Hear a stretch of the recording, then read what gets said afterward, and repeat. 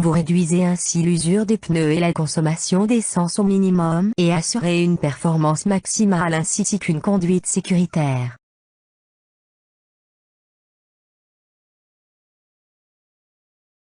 Le problème de la distraction au volant a des conséquences sur A. L'acuité visuelle. B. Le bilan routier. C. L'environnement.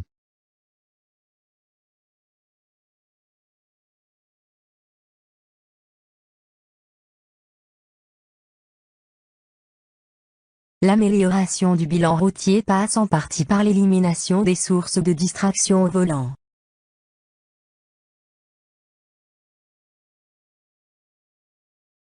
Il est interdit de conduire un véhicule routier. A. Si la banquette arrière est manquante. B. Si le pneu de secours est manquant. C. Si un animal ou un objet nuit à la visibilité.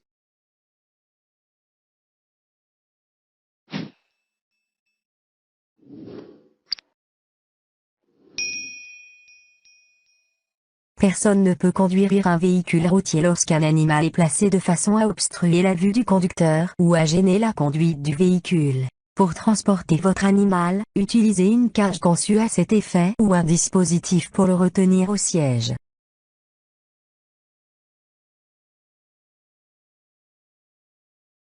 Lequel des énoncés suivants est vrai? A. Ce panneau indique que vous approchez d'une intersection. B. Ce panneau rappelle l'obligation de ralentir avant de franchir une intersection. C. Ce panneau impose les mêmes obligations que le feu rouge clignotant.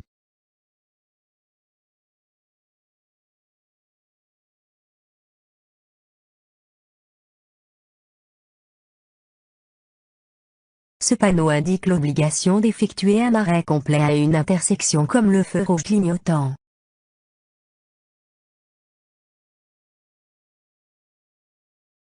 Vous êtes le conducteur du véhicule 1 et circulez à 100 km/h sur l'autoroute. Un véhicule vous suit de très près. Que faites-vous? A. Vous freinez un peu pendant le changement de voie. B. Vous accélérez pendant le changement de voie. C. Vous attendez d'avoir un espace suffisant pour effectuer le changement de voie.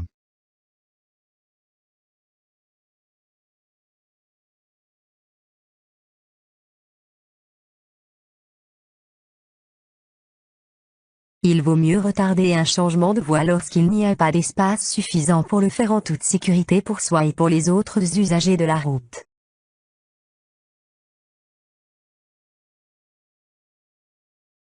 Vous approchez d'une intersection et le feu de circulation est vert. Vous entendez la sirène d'un véhicule d'urgence. Quelle est la meilleure action à faire dans cette situation? A. Freiner et vous immobiliser au besoin. B. Accélérer pour libérer l'intersection. C. Continuez, car le feu est vert.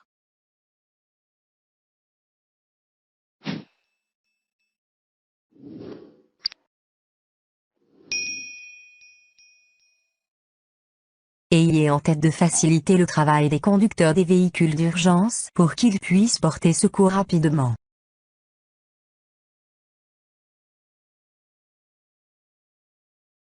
Un piéton traverse sur le passage pour piétons. Un conducteur distrait par son cellulaire approche sans ralentir. Quelle est la meilleure réaction dans cette situation? A. Ne rien faire, car votre sécurité n'est pas menacée. B. Klaxonner. C. Anticiper que le piéton devra courir vite.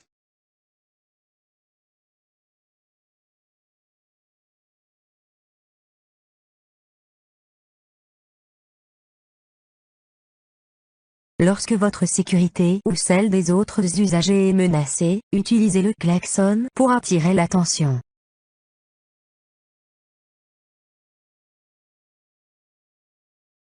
Vous circulez dans une zone commerciale. La circulation est dense et la chaussée est glissante. Que devez-vous faire pour vous adapter? A. Maintenir votre vitesse pour ne pas nuire à la circulation. B. Mettre vos feux de détresse pour vous faire voir. C. Diminuer votre vitesse. D. Accélérer pour quitter rapidement cette zone à risque.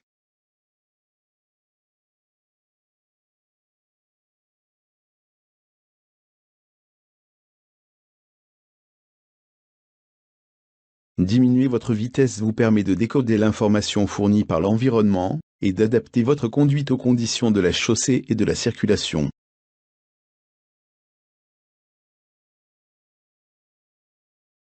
Vous passez devant un parc municipal. Il y a plusieurs véhicules stationnés. Quelle doit être votre réaction? A. Rien de spécial. B. Accélérer pour quitter rapidement cette zone à risque. C. Circuler le plus près possible du véhicule qui vous précède. D. Observer s'il y a des piétons et des animaux.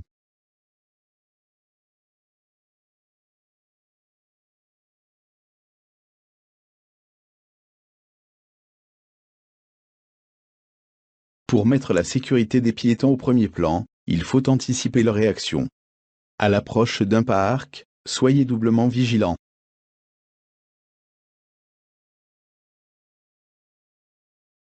Indiquez les comportements qui désobéissent à la réglementation parmi les comportements 1 à 5. A. 2, 4, 5. B. 1, 2, 5. C. 2, 3, 4. D. 1, 3, 4.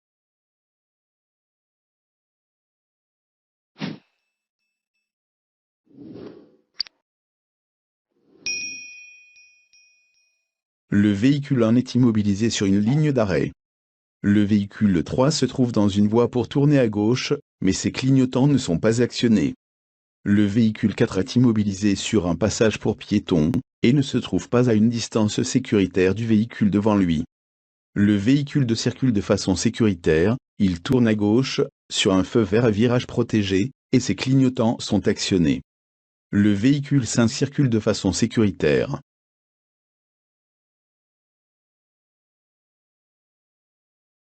Parmi les situations suivantes, choisissez ce qui est dangereux pour le conducteur du véhicule en cas de collision ou d'arrêt brusque. 1. Le passager ne porte pas sa ceinture de sécurité. 2. Un sac de sport est déposé sur la banquette arrière. 3. Un chien est couché sur la banquette arrière. A. 1, 2, 3. B. 2, 3. C. 2. D. 1, 2.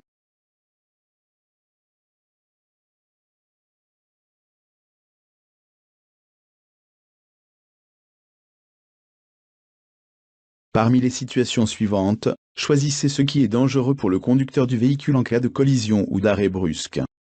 1. Le passager ne porte pas sa ceinture de sécurité. 2. Un sac de sport est déposé sur la banquette arrière. 3. Un chien est couché sur la banquette arrière. A. 1, 2, 3. B. 2, 3. C. 2. D. 1, 2.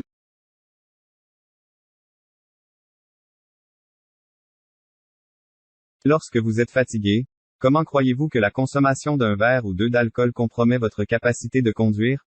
A. Pas du tout. B. Grandement. C. Légèrement.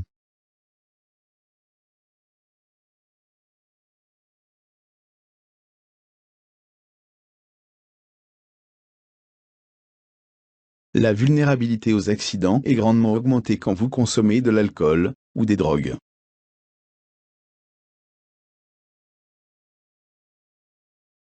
Vous venez tout juste d'apprendre une mauvaise nouvelle qui vous rend à la fois très anxieux et déprimé.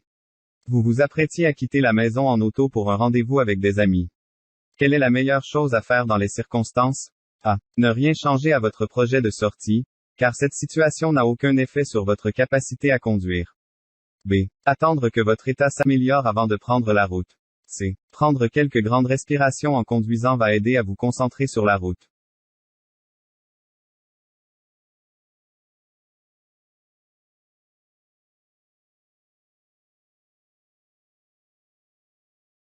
Il est important que vous évaluiez si votre état émotionnel vous permet de conduire de façon sécuritaire. Les émotions, particulièrement celles qui sont vécues de façon désagréable, peuvent altérer la concentration nécessaire à la conduite. Par exemple, lorsque vous êtes triste, anxieux ou en colère, votre pensée peut devenir confuse. Vous risquez alors de ne pas être attentif à ce qui se passe dans votre environnement routier, et de compromettre votre sécurité, et celle des autres.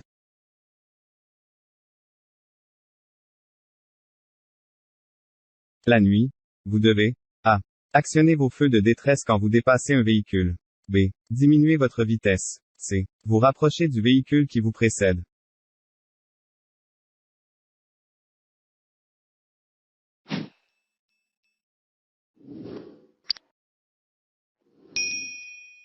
La nuit, il faut diminuer votre vitesse, afin d'être en mesure de vous immobiliser dans l'espace éclairé par les phares. Sinon, vous risquez d'apercevoir trop tard les obstacles à éviter.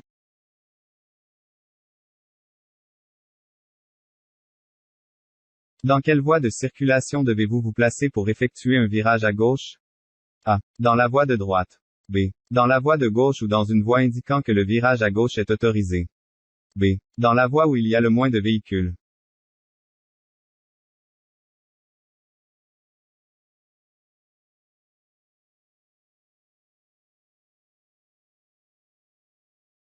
Il faut diriger le véhicule dans la voie la plus près du côté où l'on veut tourner, dans ce cas-ci, la voie plus à gauche.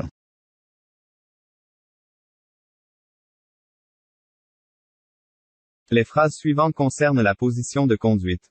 Laquelle est vraie? A. La ceinture de sécurité offre davantage de protection lorsque le conducteur a le dos incliné vers l'arrière. B. Un ajustement adéquat du siège vous permet de bien voir la chaussée devant.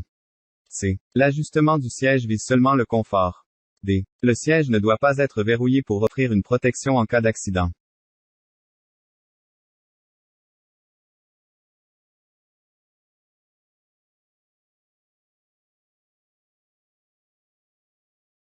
Un ajustement adéquat et confortable du siège contribue à mieux maîtriser le véhicule et à bien voir la chaussée devant.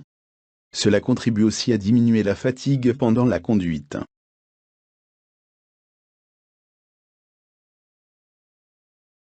Sur une autoroute, est-il permis de faire marche arrière? A. Oui, si vous actionnez vos feux de détresse. B. Oui, si vous circulez prudemment. C. Non.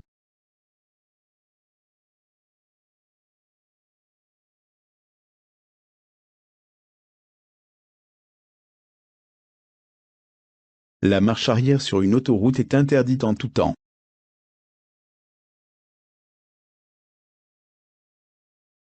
Un jeune piéton accompagne ses parents. Juste avant l'intersection, l'enfant s'élance. Choisissez la phrase qui démontre une bonne compréhension des caractéristiques des jeunes piétons. A. Un enfant devrait connaître toutes les règles de la circulation. B. C'est un enfant, il faut demeurer attentif à ses réactions. C. De toute évidence, les parents ne l'ont pas vu partir.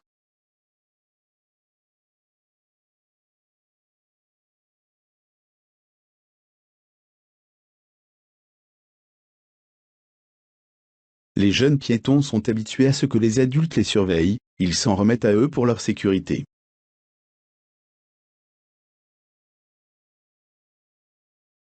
Que vous indique le cycliste par ce signal? A. Son intention de tourner à gauche. B. Son intention d'arrêter ou de ralentir. C. Son intention de tourner à droite.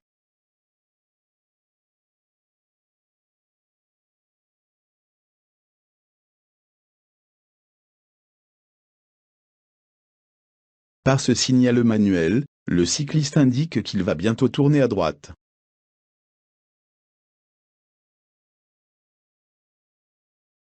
Est-ce que le motocycliste a droit à toute la largeur de la voie? A. Oui. B. Oui. Mais sur l'autoroute seulement.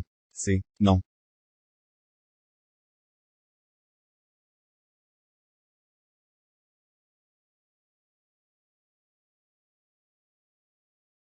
Tout comme une auto, une motocyclette a droit à toute la largeur de la voie, il en a besoin pour sa sécurité.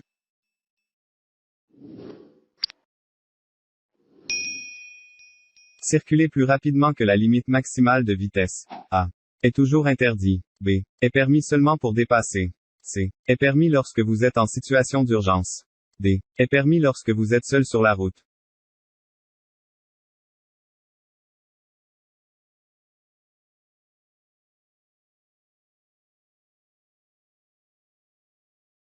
Attention!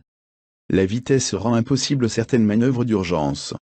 Par exemple, elle augmente la distance d'arrêt et la violence des chocs.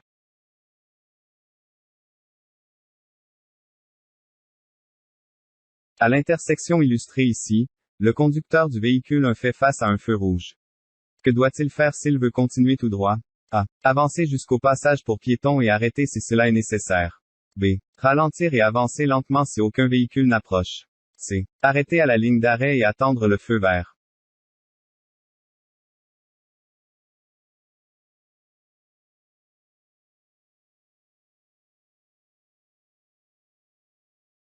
Le conducteur doit arrêter et attendre le feu vert.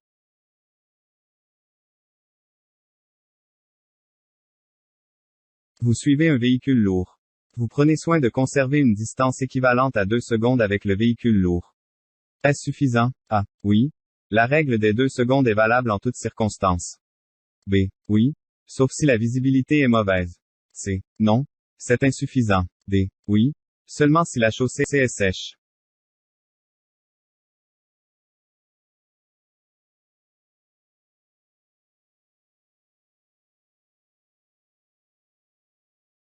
En raison de leur poids imposant, les véhicules lourds ont besoin de plus d'espace pour s'immobiliser. Gardez une distance plus grande avec eux quand vous les suivez.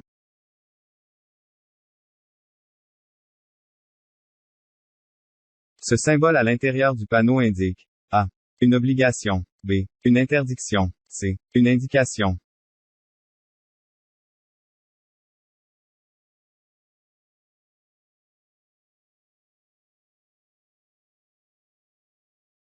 Le conducteur doit se conformer aux directives qui figurent à l'intérieur du symbole.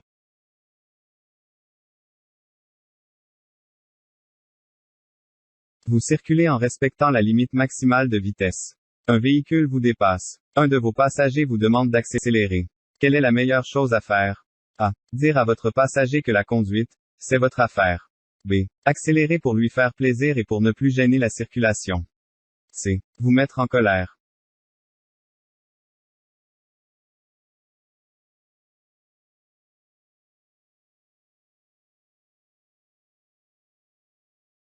Comme conducteur, vous êtes le meilleur juge de la situation. Si quelqu'un fait pression sur vous, et vous incite à courir des risques, résistez ou trouvez un compromis.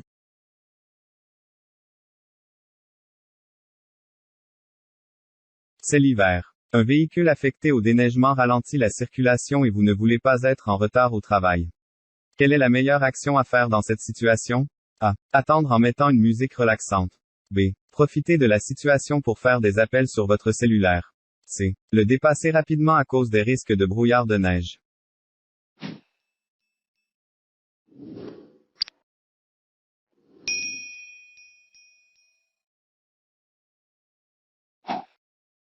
En hiver, dépasser les véhicules qui servent à l'entretien des routes comporte de grands risques. Il est parfois impossible de prévoir le brouillard de neige soulevé sur leur passage.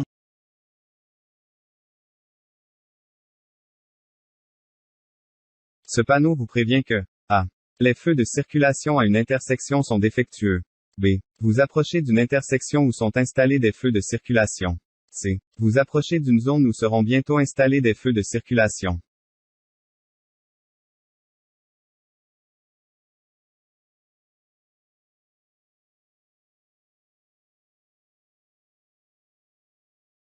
Il est utilisé lorsque des feux de circulation sont installés sur une route où on ne s'attendrait pas normalement à en trouver. En voyant ce panneau, prévoyez que vous devrez peut-être arrêter.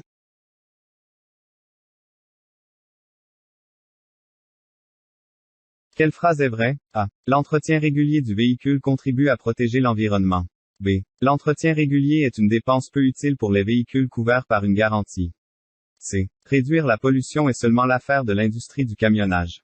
D. L'entretien régulier coûte cher sans faire réaliser de vraies économies.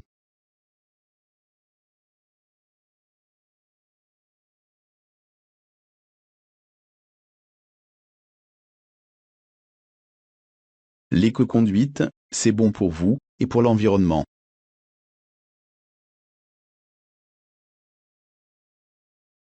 Vous circulez dans un stationnement public. Quelle est la meilleure action à faire dans cette situation? A. Continuer à la même vitesse. B. Accélérer. C. Ralentir.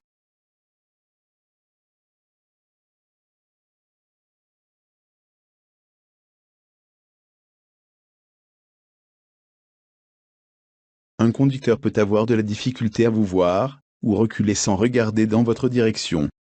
Ralentissez et laissez-le passer au besoin, vous éviterez ainsi un conflit.